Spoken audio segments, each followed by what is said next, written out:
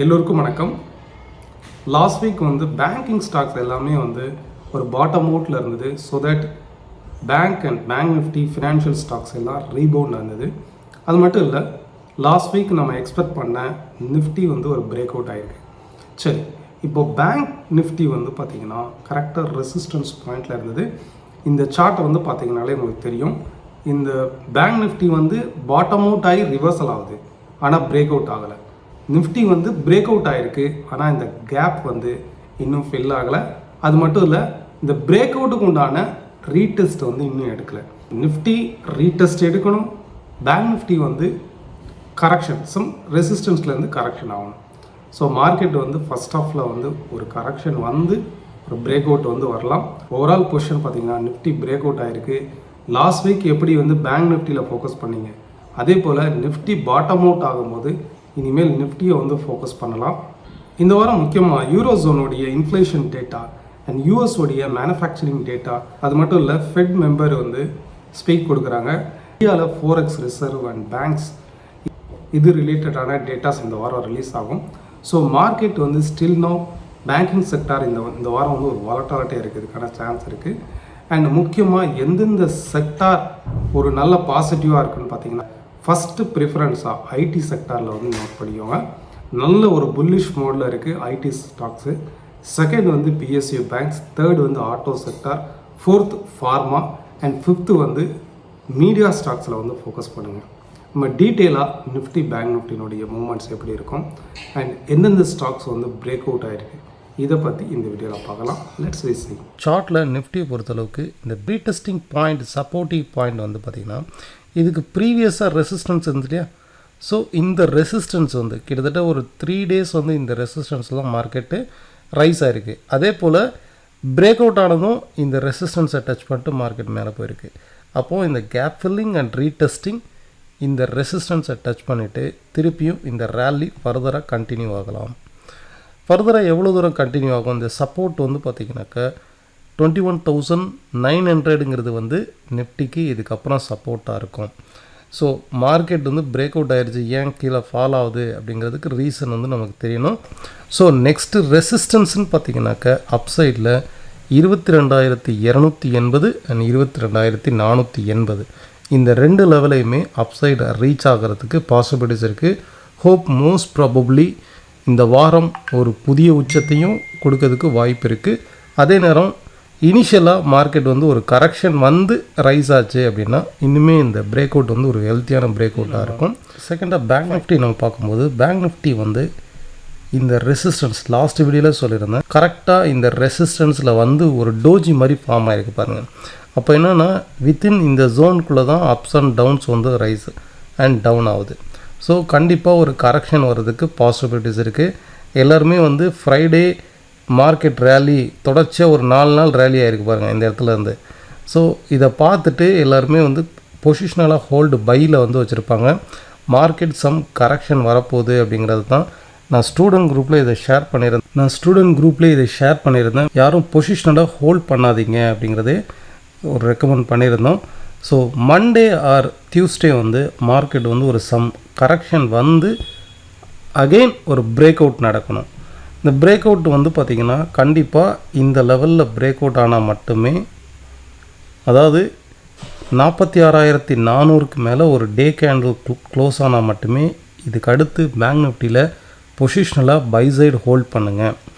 Otherwise market ஒன்று இந்த 45,400 இந்த ஜோனுக்கு வரும்போது மார்க்கெட் ரிவர்சல் ஆகும். ஆர் இங்கே இதுக்கு மேலே 46,400க்கு மேலே ஒரு பிரேக் அவுட், ஒரு டே கேண்டிலாவது பிரேக் அவுட் ஆகணும். ஸோ அது வரைக்கும் பை சைடு ஹோல்ட் பண்ணாதீங்க. மார்க்கெட் ஒரு கரெக்ஷன், சப்போஸ் ஒரு கரெக்ஷன் எக்ஸ்பெக்ட் பண்ணலாம். இந்த மார்க்கெட் மேலே ரைஸ் ஆக அந்த கேண்டிலுடைய சைஸ் பாருங்கள் சின்னதாகுதா. அப்போ என்ன அர்த்தம்? வால்யூம் குறைஞ்சிட்டே இருக்குது. மேலே போக போக போக பையர்ஸ் கம்மியாகிறாங்க.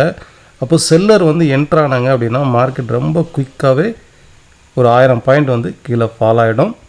ஸோ 45,200ங்கிறது இந்த ஓவரால் ட்ரெண்டுடைய சப்போர்ட்டாக இருக்கும், இந்த வாரத்துடைய மேக்ஸிமம் சப்போர்ட்டாக இருக்கும். இம்மீடியட் சப்போர்ட்டுங்கிறது 45,800 இருக்கும். நம்ம கண்டக்ட் பண்ணக்கூடிய online class and direct class February 19th வந்து நெக்ஸ்ட் பேட்ச் வந்து ஸ்டார்ட் ஆகும்.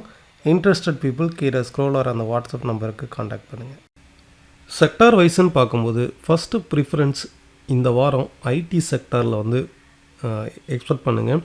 பிகாஸ் நல்ல ஒரு அப் ட்ரெண்டில் ஒவ்வொரு முறையும் பிரேக் அவுட் ஆகிட்டு ஒரு ஸ்ட்ராங்கான அப்சைட் ரேலி, இந்த சைட்வேஸ் மார்க்கெட் பிரேக் அவுட் ஆகிட்டு ரேலி, அதாவது மார்க்கெட்டில் வந்து அப்சைடு பிரேக் அவுட் ஆகி ரேலியில் பை பண்ணுறது ஒரு விதம்.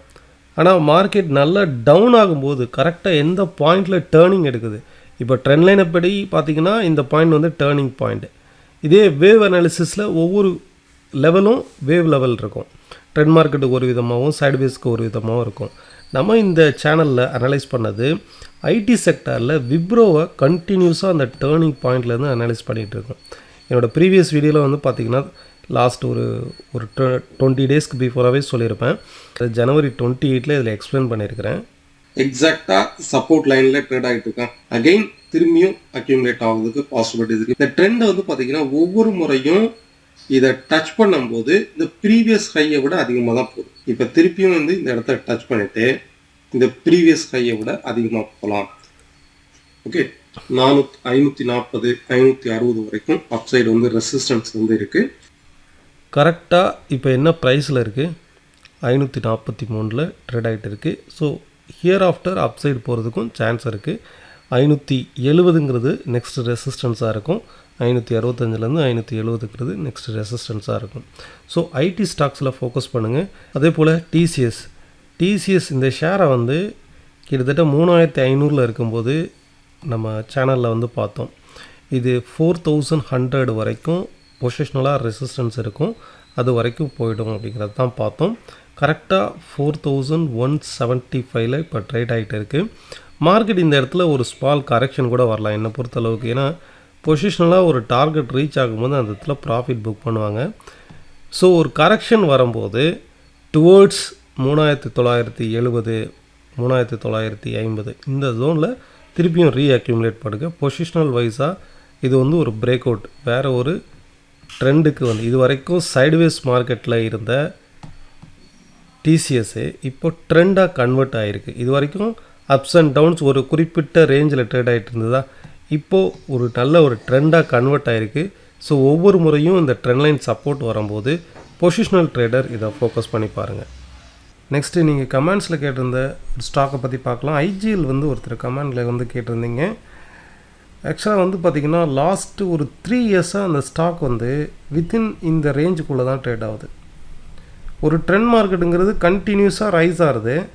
பட்டு லாஸ்ட்டு ஒரு 3 இயர்ஸாக இதோடைய ரேஞ்ச் வந்து கம்ப்ளீட்டாக இதுதான் வித்தின் இந்த ரேஞ்சுக்குள்ளே தான் ட்ரேட் ஆகுது. ஸோ இதில் நீங்கள் வந்து பாட்டம் அவுட் பார்த்தீங்க அப்படின்னா ஒரு சைடுவேஸ் மார்க்கெட்டாக ட்ரேட் ஆகிட்டு இருக்குது. ஓகே, அதே போல் இது பாட்டம் அவுட் ஆகிருக்குன்னா எடுத்துக்கலாம். இன்னும் மார்க்கெட் கொஞ்சம் கீழே ஃபால் ஆச்சு அப்படின்னா 365ங்கிறது ஒரு பெஸ்ட்டு ப்ரைஸாக இருக்கும். இப்போ நீங்கள் இது இன்னும் க்ளோஸாக வாட்ச் பண்ணும்போது மார்க்கெட் வந்து இந்த இடத்துல ஒரு பிரேக் அவுட் ஆகிருக்கா. ஓகே, பிரேக் அவுட் ஆகிருக்கு. ஸோ பிரேக் அவுட் ஆகிட்டு ஒன்று இந்த ட்ரெண்டை பிரேக் அவுட் ஆகணும் அப் சைடில், இது ரெசிஸ்டன்ஸ் ஆக்ட் ஆகும். அதே நேரம் இங்கேருந்து வரக்கூடிய இது ரெசிஸ்டன்ஸ் ஆகும். அப்போ பை சைடு அப்படின்னா ஒன்லி ஹேவ் டு சூஸ் 493க்கு மேலே ஒரு வீக்லி கேனல் க்ளோஸ் ஆனால் மட்டுமே மார்க்கெட் வந்து ஒரு புல்லிஷ் ட்ரெண்டாக மாறும் ஷார்ட் டேர்மில். அப்படி புல்லிஷாக மாறும்போது நெக்ஸ்ட் ரெசிஸ்டன்ஸ்னு பார்த்தீங்கன்னா உங்களுக்கு ஒரு 100 பாயிண்ட் வந்து கிடைக்கிறதுக்கு வாய்ப்பு இருக்குது. இப்போ right now best bottom out சப்போர்ட்டுங்கிறது 360. இந்த சைட்வேஸ் மார்க்கெட்டுடைய பெஸ்ட்டு சப்போர்ட்டுங்கிறது 360. இப்படி 360 வரும்போது உங்களுக்கு இந்த ட்ரெண்ட் லைன் சப்போர்ட்டும் இருக்குது, இந்த ட்ரெண்ட் லைன் சப்போர்ட்டும் இருக்குது, ப்ரீவியஸாக இருக்கக்கூடிய இந்த சப்போர்ட்டும் இருக்குது. அப்போ கண்டிப்பாக இங்கேருந்து மார்க்கெட்டு ஒரு புல்லிஷ் ஆகும் டுவோர்ட்ஸ் இனிஷியல் டார்கெட் 445 அண்ட் ஃபர்தராக இந்த ஸ்டாக் வந்து 585 வரைக்கும் அப்சைடில் வந்து ரைஸ் ஆகிறதுக்கு பாசிபிலிட்டிஸ் இருக்குது. ஸோ பாட்டம் அவுட் ஆனதுக்கப்புறம் பை சைடு எடுக்கலாம். அதர்வைஸ் இந்த அப்சைடில் ஒரு ஷார்ட் டேர்ம் பிரேக் அவுட் ஆனதுக்கப்புறமும் நீங்கள் பை சைடு எடுக்கலாம். ரைட் நோ இந்த ஸ்டாக்கை பை சைடு ஹோல்ட் பண்ணுறதை அவாய்ட் பண்ணிவிடுங்க. நெக்ஸ்ட்டு கமெண்ட்ஸில் நிறைய பேர் கேட்டிருந்தது ஐடிசி கேட்டிருந்தீங்க. ஐடிசி நம்ம ஆல்ரெடி பார்த்துருக்கோம், பிரேக் அவுட் ஆகிருக்கு. ஸோ இந்த ஸ்டாக் வந்து செல்லிங் ப்ரெஷரில் இருக்குது அப்படிங்கிறதான் பார்த்தோம். நெக்ஸ்ட்டு சப்போர்ட்டுங்கிறது 390 389 இந்த இதில் இருந்து கண்டிப்பாக மார்க்கெட் வந்து ரிவர்சல் ஆகும்.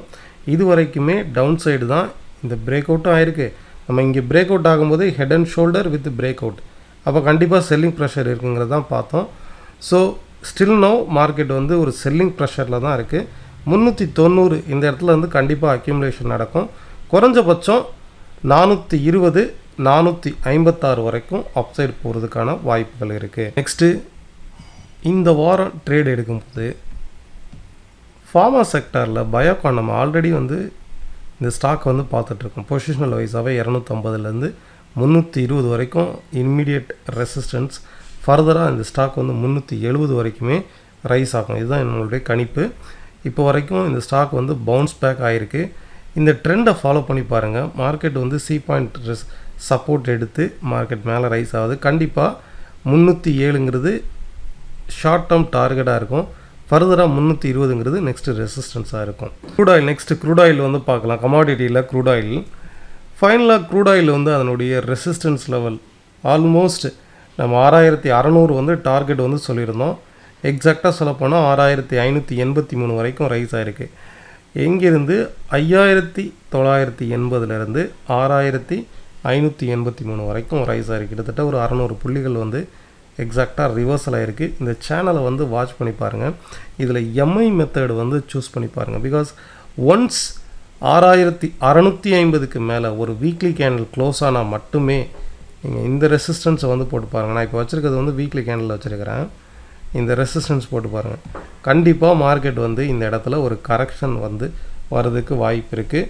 ஸோ 6700க்கு மேலே ஒரு வீக்லி கேண்டில் க்ளோஸ் ஆனால் மட்டுமே நெக்ஸ்ட்டு நம்ம பை சைடை பற்றி யோசிக்கணும். இது வரைக்கும் கண்டினியூஸாக ஸ்ட்ராங்காக ரைஸ் ஆன மார்க்கெட்டு ரிவர்சல் ஆகலாம்.